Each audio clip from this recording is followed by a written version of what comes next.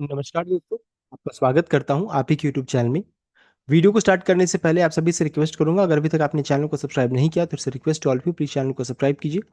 तो चलिए स्टार्ट करते हैं। जहाँ पे देखिए आज हम लोग डिस्कशन करेंगे अबाउट ओला इलेक्ट्रिक शेयर के बारे में, जिसका देखिए अभी प्राइस चला 42 रुपीज़ 40 पैसा का। यहाँ पर अच्छी खासी आज गिरावट देखने को मिली थी। गिरावट के पीछे रीजंस क्या क्या है एंड इंपॉर्टेंट लेवल्स को इस वीडियो में डिस्कशन किया जाएगा। सबसे पहला चीज देखिए गिरावट के पीछे रीजन क्या है, वही कि ओला इलेक्ट्रिक शेयर देखिए गिरावट के पीछे रीजन ये है कि इनके जो दो सप्लायर जो रहता है वो गए हैं एनसीएलटी के पास, देख सकते हैं। तो amid reports of two suppliers moving NCLT over dues, तो देख सकते हैं इनको जो ड्यूज जो रहता है जिसका साइज लगभग 40 करोड़ का है, उसको लेकर के ये दोनों सप्लायर एनसीएलटी के पास गए हैं, देख सकते हैं।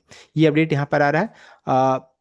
It's major supplier have approach the National Company Law Tribunal seeking to initiate insolvency proceeding over unpaid dues, देख सकते हैं। तो ओला को पेमेंट करना था, वो पेमेंट नहीं किए, 40 करोड़ का है, इस कारण से एनसीएलटी के पास गए हैं, देख सकते हैं। तो दो सप्लायर हैं Ola Electric Technologies, the operating arm of the company moved the NCLT over pending dues totaling 40 crore. दोनों सप्लायर का नाम चेक करेंगे तो स्टर्लिंग नाम है एक का, दूसरा नाम है एन इवॉल्व। स्टर्लिंग के पास कितना है, ओला कितना ओ करती है तो 29.8 करोड़। अगर चेक कीजिएगा तो पेंडिंग है लगभग 45 डेज से, 45 दिन से पेड यहाँ पे पेंडिंग है। और इस कारण से आज वो एनसीएलटी बेंगलुरु बेंच में आज यहाँ इस चीज को लेकर के हियरिंग चल रहा ऑन July 6। और एनिवॉल्व जो रहता है ये इनके पास देखिए 10.8 करोड़ का है, pending from more than 45 days. Plea was heard रफली अ मंथ प्रायर, यहाँ पर ऑलरेडी हो चुका है, ये चीज यहाँ पर देखने को मिल रहा है।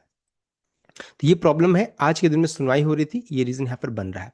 मार्केट रिएक्शन में चेक करेंगे तो मार्केट का मूड माहौल तो आज ठीक ठाक सा, लेकिन ओला के शेयर में 5.3% का गिरावट देखने को मिला।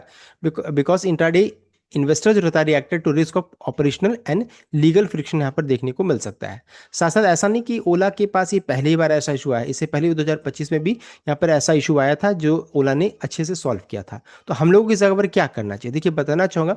टेक्निकली चेक कीजिएगा तो जब तक ये मान लीजिए 40 रुपीज़ के ऊपर में है तब तक दिक्कत की बात नहीं है। 40 रुपीज़ में जाएगा तो थोड़ा खतरे की घंटी आ जाएगी। उसके बाद जो इंपॉर्टेंट लेवल रहेगा 37, तो इन दोनों लेवल को ध्यान में रख करके कोई भी ट्रेड आप इनिशिएट कीजिएगा। मैं आपको कोई बायर सेल रिकमेंडेशन नहीं दे रहा हूँ। टेक्निकली अभी चूंकि जब तक ये दोनों मूविंग एवरेज के ऊपर में यानी 50 डे एंड 200 मूविंग एवरेज ऊपर में, तब तक इसका ट्रेंड क्या रहेगा, बुलिश ट्रेंड रहेगा। जैसे इसके नीचे में जाएगा तब इसका ट्रेंड खराब हो जाएगा।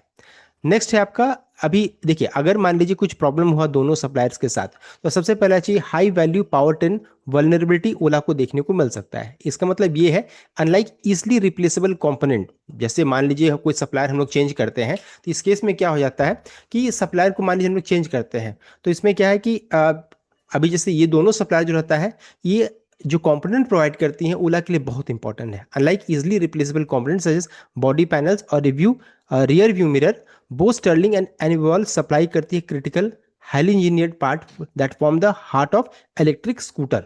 समझ सकते हैं, सबसे इंपॉर्टेंट कंपोनेंट ये प्रोवाइड करती है। स्टर्लिंग ई मोबिलिटी सॉल्यूशन जो रहता है specialise in motor control units, traction motors, DC and DC DC converter, देख सकते हैं। एंड एनिवल मैंडो जो रहता है ई मोबिलिटी सप्लाई करती है traction motor, controllers and inverters, देख सकते हैं।